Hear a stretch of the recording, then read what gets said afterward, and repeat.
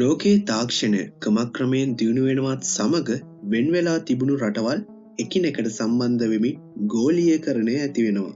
ගෝලීයකරණයට ප්‍රධානම හේතුව වුණේ සෝෂල් මීඩියා. එහෙමත් නැත්නම් සමාජ මාධ්‍ය. අද ලෝකයේ ඉන්න හැම මිනිස්සෙක්ටම Facebook account එකක්, Instagram account එකක්, WhatsApp account එකක් වගේ සෝෂල් මීඩියා accounts අනිවාර්යයෙන්ම තියෙනවා. අද සෝෂල් මීඩියා මිනිස්සුන්ට නැතුවම බැරි දෙයක් වෙලා.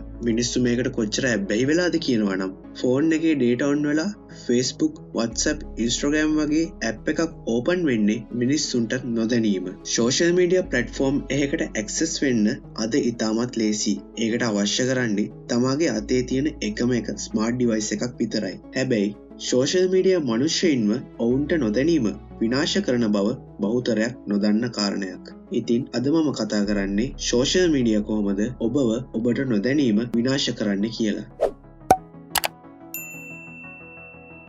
පළවෙනිම කාරණය තමයි සමාජ මාධ්‍යයට තියෙන ඇබ්බැහිවීම. අද ලෝකේ ප්‍රධානම ප්‍රශ්නයක් තමයි සමාජ මාධ්‍යයට තරුණ තරුණියන්ගේ ඇබ්බැහිවීම. 2018 අවුරුද්දේදී සාමාන්‍ය වැඩිහිටියෙක් විසින් දිනකට මිනිත්තු 142ක් වැනි කාලයක් සමාජ මාධ්‍ය සඳහා වැය කරද්දී 2019 දී දල වශයෙන් එය පැය 2.5ක් දක්වාත් 2020 දී පැය 3ක් දක්වාත් ඉහළ ගොස් තිබෙනවා. මේ දත්ත එන්න වැඩි වෙනවා මිසක් අඩුවීමක් වෙන්නේ නැහැ. ඇත්තම කිව්වොත් මේ ඇබ්බැහිවීමට සමාජ මාධ්‍ය පාරිභෝගික මිනිස්සුන්ගේ වරදක් නැහැ. මොකද කිව්වොත් සෝෂල් මීඩියා හදලා තියෙන්නේ මිනිස්සුන්ව ඇබ්බැහි කරව ගන්න. මිනිස්සුන්ට ඇබ්බැහි වෙන්න. මොකද සෝෂල් මීඩියා කියන්නේ බිස්නස් එකක්. එහෙමත් නැත්නම් ව්‍යාපාරයක්. මිනිස්සු වැඩියෙන් සෝෂල් මීඩියා පාවිච්චි කරන තරමට Facebook, Snapchat, Instagram වගේ සෝෂල් මීඩියා ප්ලැට්ෆෝම්ස් වලට පුළුවන් සල්ලි හොයන්න. මිනිස්සු සමාජ මාධ්‍යයේ සංසරණය කරන තරමට සමාජ මාධ්‍ය විවිධ වෙළඳ-දැන්වීම් සහ ප්‍රචාරක දර්ශනය කරලා ඔවුන්ගේ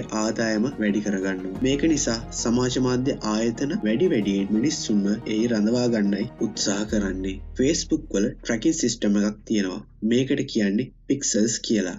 මේකෙන් කරන්නේ ඔයා අන්තර්ජාලයේ වැඩිපුරම මොනවාද හොයන්නේ බලන්න කියන එක ට්‍රැක් කරන එකයි. මේ විදිහට Facebook ඔයාව ස්ටඩි කරනවා. එහෙම නැත්නම් අධ්‍යයනය කරනවා. ඊට පස්සේ ඔයාගේ Facebook feed එකේ ඔයා නිතරම හොයන බලන දේවල් වල දැන්වීම් සහ ප්‍රචාරක ඔයාට පෙන්වන්න සලස්වනවා. මේකට වැරද්දක් කියන්න බෑ. මොකද ව්‍යාපාරයක් කියන්නේ ව්‍යාපාරයකට. පාරිභෝගිකයන් එය වැඩිපුර ප්‍රයෝජනය කරන තරමට ව්‍යාපාරිකයන් ලාභ ලබනවා. දෙවැනි කාරණය තමයි සමාජ මාධ්‍ය අපව ව්‍යාජ ජයග්‍රහණ වලට පත් කරන එක. අපි දාන පෝස්ට් එකකට හුඟක් මිනිස්සු ලයික් කරද්දි, ෂෙයා කරද්දි, රියැක්ට් කරද්දි, කමෙන්ට් කරද්දි අපි හිතනවා අපි වෙන පොරක්. අපි සමාජයේ හුඟක් වැදගත් පුද්ගලයෙක් කියලා.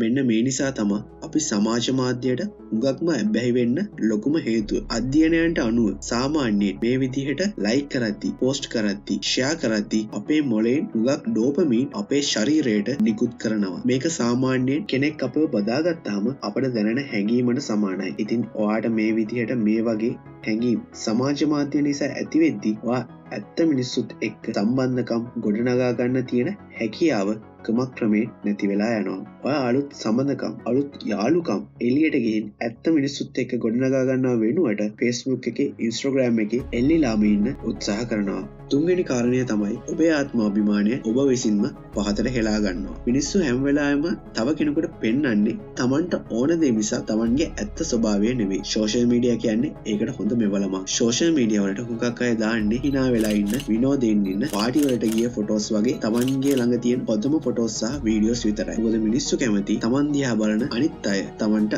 ආස කරනවට. එහෙම කරනවට කවුද අකමැති? ඒත් මේ දේවල් ඇත්ත නෙමෙයි. හැබැයි මම කියන්නේ මේ විදිහට සතුටින් ඉන්න, විනෝදයෙන් ඉන්න ෆොටෝස් සෝෂල් මීඩියා වල අප්ලෝඩ් කරන එක වැරද්දක් කියලා නෙමෙයි. ඒත් මෙතන තියෙන ලොකුම ප්‍රශ්නය තමයි බහුතරයක් මිනිස්සු තව කෙනෙක්ගේ ජීවිතය Tamanගේ ජීවිතයත් එක්ක සංසන්දනය කරන එක. තව කෙනෙක් විඳින සතුට, තියෙන සැප සම්පත් දිහා බල Tamanගේ ජීවිතයේ තියෙන අඩුපාඩු සංසන්දනය කරන්න බහුතරයක් මිනිස්සු පෙළඹිලා තියෙනවා. මේක නිසා මිනිස්සුන්ට Taman ගැනම මදි බවක්, හිස් බවක් සහ පරාජිත හැඟීමක් දැනෙන්න පටන් ගන්නවා. මොකද මේ ෆොටෝස්, මේ වීඩියෝස් දැක්කහම අපිට හිතෙනවා මේ ලෝකේ හැමෝම සතුටින් ඉන්නවා අපි ඇරෙන්න කියලා. ඒත් ඒක එහෙම නෑ. අපි තේරුම් ගන්න ඕන දෙයක් තියෙනවා. අපි තේරුම් ගන්න ඕන දේ තමයි ඔයා මේ Facebook එකේ Instagram එකේ ලස්සන ෆොටෝස් වල දකින මිනිස්සුත් ඔයා මම වගේ සාමාන්‍ය මිනිස්සු. මේ මිනිස්සු හැමෝටම ආර්ථික වශයෙන් හෝ සමාජීය වශයෙන් හෝ වෙනත් ඕනම විදිහකට ප්‍රශ්න තියෙනවා. ඒ ප්‍රශ්න වලට මේ මිනිස්සුත් අපි වගේම මුහුණ දෙනවා. ඒක නිසා මේ විදිහට තව කෙනෙක්ගේ ජීවිතයක් එක්ක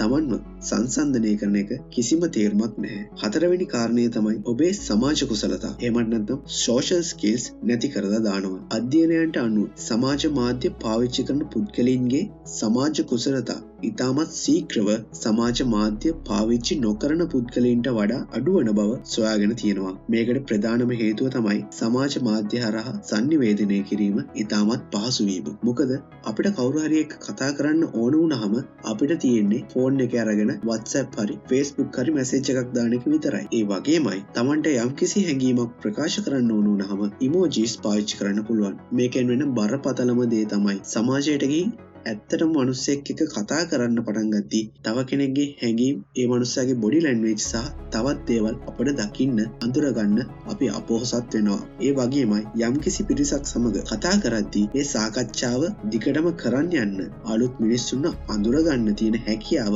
අපට නැති වෙලා යනවා. social skills අපේ ජීවිතයට ඉතාමත් වටින දෙයක්. මොකද social skills තියෙනවා නම් අපිට තව පුද්ගලයෙක්ව අඳුරගන්න, අධ්‍යයනය කරන්න සහ තේරුම් ගන්න ඉතාමත් පහසු වෙනවා. පස්වෙනි කාරණය තමයි ඔයාගේ කාලය සමාජ මාධ්‍ය නිසා කාදමනවා. සෝෂල් මීඩියා කියන්නේ ඔයාගේ කාලය ආයෝජනය කරන්න පුළුවන් නරකම විදියක්. මොකද ඔයා මේකේ කොච්චර උඩට පල්ලෙහාට ගියත් කිසිම තේරුමක් නැහැ. මේක හරියට ගඟට ඉනි කපනවා වගේ වැඩක්. ඒ වෙනුවට ඔයාට පුළුවන් නම් මේ කාලය හොඳ දෙයකට ආයෝජනය කරන්න. ඒක ඔයාගේ අනාගතයට ඔයාගේ ජීවිතයට ඉතාමත් වටින දෙයක් ගෙන දෙයි. උදාහරණයක් විදිහට ඔයාට පුළුවන් නම් මේ සෝෂල් මීඩියා වල නාස්ති කරන කාලය වැය කරලා අලුත් දෙයක් ඉගෙන ගන්න, චිත්‍ර අඳින්න පුරුදු වෙන්න. ඔයා තරබාරු පුද්ගලයෙක් නම් ඔයාගේ බර අඩු කරගන්න මහන්සි වෙන්න. YouTube channel එකක් පටන් අරන් ඒකට වීඩියෝස් හදන්න. දවසක මේ දේවල් ඔයාට අමතර ආදායමක් ගෙනත් දෙන හොඳ ආදායම් මාර්ගයක් බවට පත් වෙයි. හොඳට මතක තියාගන්න. මේ ලෝකේ හැම මිනිස්සෙක්ටම තියෙන්නේ පැය 24යි. 99%ක්ම මේ පැය 24 කාලය නාස්ති කරලා අසාර්ථක වෙද්දී 100%ක මිනිස්සු විතරක් මේ පැය 24ම තමයි සාර්ථක වෙන්න පාවිච්චි කළේ කියන එක. අතරම මේ කාරණා දිහා බලද්දී අපිට හිතෙන්න පුළුවන් සෝෂල් මීඩියා කියන්නේ උගක් නරක දෙයක් කියලා. ඇත්තටම සෝෂල් මීඩියා කියන්නේ නරක දෙයක් නෙමෙයි. සෝෂල් මීඩියා කියන්නේ ඉතාමත් හොඳ sannivedana ක්‍රමයක්. ඒක ගැන කිසිම තර්කයක් නැහැ. දුර බැහැර සිටින අපේ ඥාතියෙක්ට හෝ මිත්‍රයෙක්ට කතා කරන්න, තම ව්‍යාපාර දියුණුවට කස්ටමර් බේස් එකක් හදාගන්න. ඒ විතරක් නෙමෙයි, ඉවෙන්ට් ප්ලෑනින්, ගෲප්ස් තවත් කියනවා නම් තමන්ව හෝ තමන්ගේ හැකියාව ලෝකයට සහ තව කෙනෙක්ට ලේසියෙන් අඳුන්වා දෙන්න වගේ වාසි රසක් සෝෂල් මීඩියා අපට ගෙනත් දෙනවා. ඒත් වන් නිකරුණේ නිවුස් ෆීඩ් එකේ උඩට පල්ලෙහාට ඔහේ කාලේ කාතමමින් සංසරණය කරනවා නම් අන්න එතන තමයි ප්‍රශ්නේ තියෙන්නේ. ඔයාම නිකමට හිතලා බලන්න. ඒ දෙයින් ඔයාට මොනවද හම්බෙන්නේ කියලා. කිසිම දෙයක් නැහැ නේද? කිසිම දෙයක් නැත්නම් ඇයි ඒ දේ තවත් කරන්නේ? අවසානයේදී කියන්න ඕන සෝෂල් මීඩියා පාවිච්චි කරන්න. හැබැයි හරියට පාවිච්චි කරන්න. දැනගෙන පාවිච්චි කරන්න. එහෙනම් අදට අපි ගිහින් එන්නම්. ඔයා මේ වීඩියෝ එකෙන් වටින දෙයක් ඉගෙන ගත්තා නම් අනිවාර්යෙන්ම අපිව ලයික් කරන්න. තාමත් ඔයා අපිව subscribe කරලා නැත්නම් අනිවාර්යෙන්ම subscribe කරන්න. ඒ වගේමයි මේ වීඩියෝ එක share කරලා ආගේ යාළුවොත් එක්ක මේ දැනුම බෙදා ගන්න අමතක කරන්නත් එපා. එහෙනම් ඔයගොල්ලන්ට සුබ දවසක්.